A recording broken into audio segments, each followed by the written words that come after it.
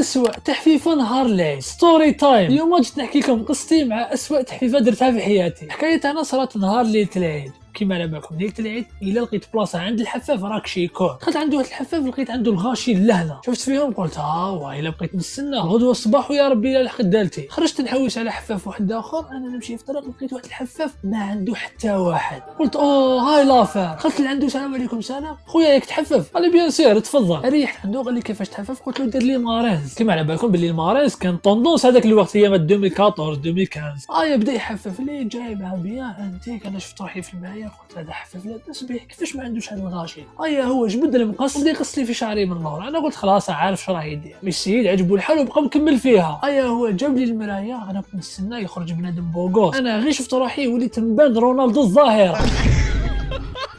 من هذاك النهار حلفت لا نزيد نخلي تحفيفه ليله العيد. شفتو عند حفيف ما نعرفوش. وانتوما قولوا لي وشنو عفسه بيزار اللي صارت لكم عند